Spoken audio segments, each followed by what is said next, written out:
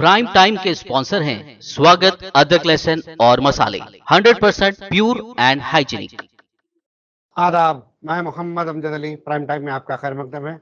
नाज़रीन किराम, शहर हैदराबाद, इतना प्यारा नाम है हैदराबाद, शायद दुश्मनों की या फिर खबीस किस्म के लोगों की इस पर नज़र गड़ी हुई है। ये हैदराबाद के नाम को भी तब्दील कर देना चाहते हैं। मुल्क में कई इलाकों के नाम तब्दील किए गए हैं मुख्तलिफ बहानों से। हैदराबाद का नाम तब्दील करने के लिए भी वो मुख्तलिफ बहाने तलाश कर रहे हैं। वो कहते हैं कि ओरिजिनली हैदराबाद का नाम हैदराबाद नहीं था। हैदराबाद और उसके नाम के पीछे हकीकत क्या है, हम आज जानने की कोशिश करेंगे।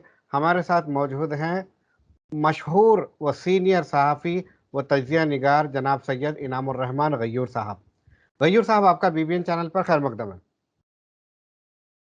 बेहद शुक्रिया आपका, आपके नाजरीन को, आपको मेरा आदाब। जी बहुत ज़्यादा। सबसे पहले ये जानना चाहूँगा, जब हैदराबाद शहर कायम नहीं हुआ था, उसके फाउंडेशन नहीं रखे गए थे, तो उससे पहले इस इलाके में क्या था? खुली जमीनें थी, पहाड़ झनकार थे, कुछ कुछ मुकामात के ऊपर मौज़ेआत थे। हैदराबाद गोलकुंडा के उस जमाने के करीब के जो इलाके थे, बड़े इलाके जिनको समझा जा सकता था, जब गोलकुंडा की हुकूमत चलती थी, हैदराबाद शहर आबाद नहीं था, तो उस वक्त के करीब के इलाकों में भोंगीर समझा जाता था, इब्राहिमपट्टनम समझा जा सकता था, जो वो किया गया था, पटनचेरू पुराने कदीम उसके अंदर है। ये निस्बतन बड़े बड़े गांव थे। अच्छा। और इस बीच में अगर छोटे छोटे मुकामात थे, जैसे कि हैदराबाद की मौजूदा चार मीनार के करीब का जो इलाका, जिसे आप कहेंगे उस जमाने का मौजा चेशलम, किसी तरह की कुछ अहमियत का जो है हामिल था वो। हाँ, तो वो चेचलम के इलाके के पास चार मीनार शहर की जो चार मीनार मॉन्यूमेंट की जो बुनियाद रखी गई, वो मौके को देखकर और जो है उसकी मुनासिबत को देखकर रखी गई कि अतराफ इकनाफ में कितना फैलने का इम्कान है। तो वहां से चार रास्तों में रास्ता निकलता था और वो रास्ता कहीं ना कहीं कोई बड़े शहर की तरफ जाता था, मगर उस जमाने के वही बड़े शहर वही होते थे, या तो आप वरंगल की तरफ का रास्ता बोल लीजिए या आप जो है इब्राहिमपट्टनम की तरफ का रास्ता बोल लीजिए। तो कुछ भी नहीं था यहाँ पर नए सिरे से शहर को आबाद किया गया, बसाया गया। और वो बसाए जाने की वजह पहले समझ में आ गई थी हुक्मराना ने गोलकुंडा को कि अब गोलकुंडा मुखय्यद शहर जो था चार दीवारी के अंदर, वो अब काफी नहीं रहा आबादी के लिए।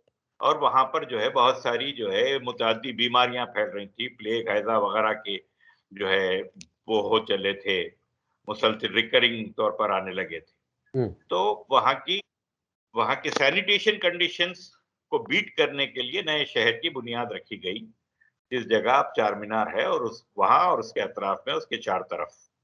जी, तो ये नाम हैदराबाद रखने की वजह क्या है? इसके पीछे का पस मंजर क्या है?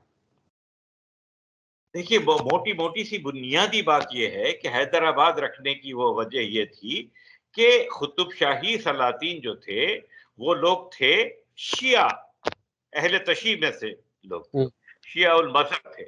तो उन लोगों के लिए जो है बहुत ज्यादा मुतबर्रिक नाम हज़रत मौला अली मुश्किल कुशा का है, जिनका एक लक़ब हैदर कर्रार भी है। तो क्योंकि हैदर नाम से थोड़ा सा जंगजूपन भी साबित होता, ताकत, हिम्मत, हौसला और जो है होशमंदी, वो सारी चीजों भी चूंकि उससे जुड़ी हुई हैं, इसलिए उनके नाम पर इस शहर का नाम हैदराबाद जो है रखा गया। जी। अब जो बाज़ लोग ये कहते हैं कि हैदराबाद का असल नाम हैदराबाद नहीं था, वो ऐसा क्यों कहते हैं?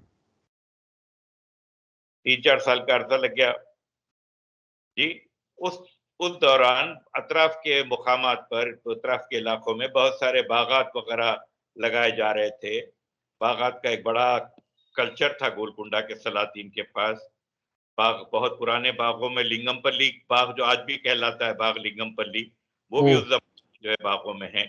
तो ये थे, और फिर आहिस्ता आहिस्ता बस्ती बसने जब लगी तो बहुत सारे फिर चार मीनार के अतराफ में जामे मस्जिद का वो हुआ, मक्का मस्जिद की फिर बुनियाद पड़ी। और हाँ, जी। और बहुत सारी मसाजिद की तामीर के अलावा ये भी हुआ कि फिर महलात बनने लगे, और बड़े आलीशान, बड़े यानी ऐसे महल जिनको देख के मुगलों की भी जो है अकल हैरान रह गई थी कि भाई क्या शान और शौकत है इन लोगों की।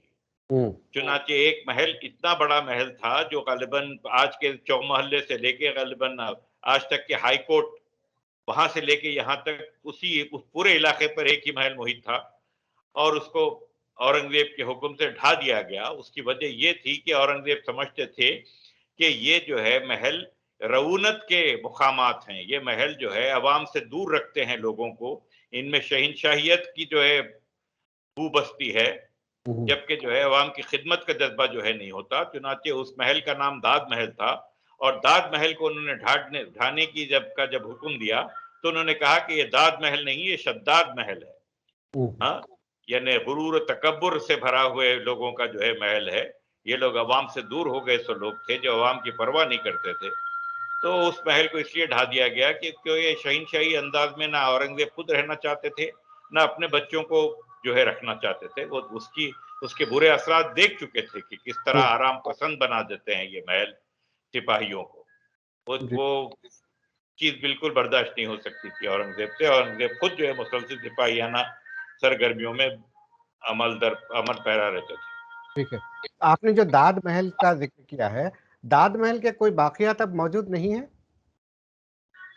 नहीं गालिबन, क्योंकि इलाका इतना बड़ा, बड़ी आबादियां बन गई वहां पर। आपने चंद साल पहले सुना था अंदर कुछ सुरंगें मिली, वो सुरंगें बहुत दूर तक जो है जाती थी। वो सुरंगों का एक बाबू दाखला गुलजार, मौजूदा गुलजार हाउस के पास से हुआ करता था। वो सुनते थे कि वहां से वो एक सुरंग गोशा महल तक जाती थी, दूसरी सुरंग चारमीनार गोलकुंडा किले तक जाती थी। तो उसके बीच में अगर सुरंगों के जो है रास्ते थे, तो वो रास्तों के कभी कभी कुछ आसार जो है मिल जाते हैं। लेकिन ये है कि दाद महल के बारे में ये कहा जा सकता है कि वो 7 मंजिला था, 7 स्टोरीड। अच्छा। और उसकी हर मंजिल के लिए एक अलग नाम था। और इत्तेफाक की बात यह है कि एक मंजिल, उस महल की एक मंजिल का नाम हैदर महल भी था। अच्छा जी। तो ये तो हैदर महल, जिस महल का नाम हैदर महल रखा हो, वैसे हाँ, हैदर महल का खिताब भागमती को देकर उसके नाम पर फिर शहर का नाम बदला जाए, ये एक बईद ख़यास बात है। ये नहीं हुई है। इसके तारीखी हवाले बहुत ही ऐसी किताबों में मिलती हैं जिनको हम वसूख के साथ नहीं ले सकते। मुगल किताबों में जो लोग, जिनकी आदत ही थी कि कुतुब शाहियों के बारे में बुरा भला लिखने की, अच्छा। उनके पास कुछ हवाले मिलते हैं। कुछ जिक्र है कि तेलुगु हवालों में भी मिलता है, लेकिन वो निस्बतन बाद के हैं। कुछ यूरोपियन ट्रैवलर्स जो थे, मौरखीन जो थे, सयाहान जो थे, उन लोगों के का भी जिक्र मिलता है कि उन्होंने जिक्र किया है इसका। लेकिन बजाते खुद वो यहाँ आकर रह के बस के जो है उन्होंने देखा हो और हतमी तौर से कोई बात कही हो, ऐसे कोई इशारे कहीं नहीं मिलते। जी। कुली कुतुब शाह और भागमती के जो मामलात हैं, ये जो स्टोरी है इसमें कितनी सच्चाई है? ये खालिसतन एक अफसानवी किस्म की चीज है जनाब। हम्म। सोच के चलना चाहिए कि भागमती से पहले एक एक विजयनगरम की राजकुमारी, जो बाप के हाथों बहाकर जो है भेजी गई थी कुतुब शाही दरबार में, भागरती जो प्रिंसेस थी उसकी, उसने उसकी खबर मौजूद है गोलकुंडा टूम्स के अंदर, उसकी खबर मौजूद है। तो अगर भागरती की खबर मौजूद है, तो क्यों नहीं दूसरों की जो है भागमती की क्यों नहीं होती थी? भागमती का कहीं दूर दूर तक नामो निशान नहीं था। ता वक्त है कि हमारे IAS ऑफिसर साहब को अचानक से उसका मकबरा मिल गया। हाँ, ईदी बाजार की तरफ कहीं उसका मकबरा मिल गया। उन्होंने मोहर सदाकत लगा दी उस पर कि हाँ साहब, भागमती यहाँ दफन की गई थी, क्योंकि उसके मुखालिफ बहुत थे। फिर किसी और साहब ने ये कह दिया कि भागमती जो है हयात बख्शी बेगम की भी माँ थी। यानी खुद कुली कुतुब शाह ने अपनी बीवी को छुपाया। हयात बख्शी बेगम जो एक सुल्तान की बीवी भी थी और एक सुल्तान की माँ भी थी, उसने अपनी भी वालदा का जो है जिक्र छुपा दिया। ये क्या समझ में आने वाली बात है? और इम्पोर्टेंट बात ये है कि कुली कुतुब शाह ने जहां बबांगे दहल अपनी 17 महबूबाओं का जिक्र किया है अपनी शायरी में, और जो बड़े खुश होते थे अपने माशकों को लेकर और अल्लाह की नेमत समझते थे कि उनको बहुत सारी हसीनाओं की जो है हम नशीनी मिलती है, अल्लाह की अल्लाह के हबीब की मोहब्बतों के सदक़े में। हाँ, 12 इमामात त सदक़े 12 प्यारियां तमौज करूं, कुछ ऐसा उनका मिसरा है। अच्छा। समझे आप? ऐसे ऐसे ऐसे बादशाह थे, बेइंतहा पैसा था उनके पास, उनको कोई जंग का मुकाबला कभी नहीं करना पड़ा। वो तीसरे शहजादे थे, उसके बावजूद उनके ननिहाल की तरफ से उनको जो सपोर्ट मिली, ननिहाल वाले वो देवरकुंडा के राजा लोग थे। और जो सब में बड़े बेटे थे मरहूम बादशाह के, वो बेटे साहब कहीं दूर किसी महाज पर कहीं गए हुए थे, तो फिर उनको तख्तनशीनी से महरूम होना पड़ा। तो इन हालात में अगर भागमती से अगर इनकी शादी हुई और फिर उसके नाम पर शहर बसाया गया, ये शहर का नाम बदला गया। हाँ, पहले तो शहर बसाए जाने वाली बात तो ये पहले ये समझ लीजिए कि इनकी पैदाइश से पहले ही जहन में आ चुकी थी कि बसाना है, शहर को कहीं दूर मुकाम पर मुंतकिल करना है। चुनाचे कुंडा और हैदराबाद चार मीनार के बीच में मुश्क महल वगैरह का जो इलाका है, कारवान सराय का जो इलाका है, ये बड़े रिच इन आर्कियोलॉजिकल फाइंड्स इलाके हैं। इसके अंदर सराय हैं, बड़े बड़े महल भी हुआ करते थे, बहुत सारे बिजनेसमैनों के महलात थे, वो सब कुछ। शहर वहां से बढ़ता बढ़ता गोलकुंडा लंगर हाउस से आगे बढ़ता हुआ इस तरफ आया और फिर यहाँ आकर अपनी पूरी आबोताब से चमका। जी। तो ये जो कहानी है ये सिर्फ जो है अफसानवी है, इसमें कोई सच्चाई नहीं है। मोटी सी बात है कि सच्चाई इस वजह से भी नहीं हो सकती क्योंकि हैदर नाम नाम कोई भी शिया बादशाह या कोई भी शिया कौम किसी भी वक्त की जहां पर वो हाकिम भी हो, वो किसी औरत के दिए जाने के हक में नहीं हो सकती थी। मैंने डॉक्टर आगा आबिदी साहब से मैंने जब इस बात का जिक्र किया तो उन्होंने कहा कि हाँ वाकई ये बेइंतहा सोचने की बात है, क्योंकि वो बड़े आलिम फाजिल आदमी हैं, खुद अहले तशी में से हैं और जो है बेहतरीन नजर है उनकी मरसियों वगैरह के ऊपर, मरसियों वाली शायरी के ऊपर, हुर्फ़े आखिर आज के जमाने में समझ सकते हैं उनको। उन्होंने कहा कि हाँ आपने बात बहुत नुक्ते की, क्योंकि शायद तारीख में ऐसा कहीं मिसाल नहीं मिलती कि किसी औरत को, वो भी ऐसी औरत जिसके हसब नसब का पता ना चलता हो, उसको जो है हैदर महल का खिताब दे दिया जाए। तो ये एक बिल्कुल वो किस्म की बात है। 400 साल तकारीब से पहले एक जो है जो बड़े अफसर थे महकूमा आसार खदीमा के, उनको अचानक साहब जो है भागमती का महल मिल गया गोलकुंडा किले में, अचानक 400 साल के बाद। वो एक ही बड़ी इमारत जो बाकी रह गई थी वो उनको मिल गई कि ये भागमती की थी। तो उन्होंने ऐलान कर दिया। अब वो बड़े अफसर हैं आसार खदीमा के, कौन उनसे इनकार करेगा। 400 साल तकारीब से पहले वैसी कोई चीज हो जाती है तो थोड़ा इनका भी नाम बन जाता, इनका भी जो है काम हो जाता। तो ऐसी बातें हुई हैं जो मुसल्लिमा किस्म की अथॉरिटीज हैं उनके ऊपर गोलकुंडा के ऊपर, जैसे हारून खान शेरवानी साहब उर्फे आखिर समझे जाते हैं दुनिया तमाम में बतौर माहिर कुतुबशाही हुकूमत। वो उनके पास इसका सरीहन इनकार है, ऐसी किसी चीज का कोई वजूद नहीं है। बिलगिरामी साहब ने लैंडमार्क्स ऑफ द डेक्कन जो किताब लिखी है उसमें एक एक खबर, एक एक मॉन्यूमेंट, एक एक महल के ताल्लुक से मुफस्सिल जो है उन्होंने मालूमात दी हैं और मजीद छानबीन करके जो है दी हैं, उसमें कहीं जिक्र नहीं मिलता। ये 1922 की छपी हुई किताब। लेकिन ये बाद के दौर में जब कुछ लोगों को शरपसंदी का कुछ मौका मिल जाता, किसी को कुछ सरपरस्ती मिल जाती कोई बड़े लोगों की, या जो है कुछ शर फैलाने का एक हवा मिल जाती किसी को, तो वो लोग ऐसे शोशे छोड़ते हैं। वैसे शोशों का शिकार हमारे अपने शुरफा भी हो जाते हैं, हमारे आलिम फाजिल लोग भी हो जाते हैं। उनसे पूछिए कि साहब ये ऐसी भी क्या जरूरत थी आपको कि ये आप इसके वजूद को आप साबित करने पे तुल गए। बोले अच्छा है ना, कौमी एकजहती के लिए अच्छी बात रहेगी।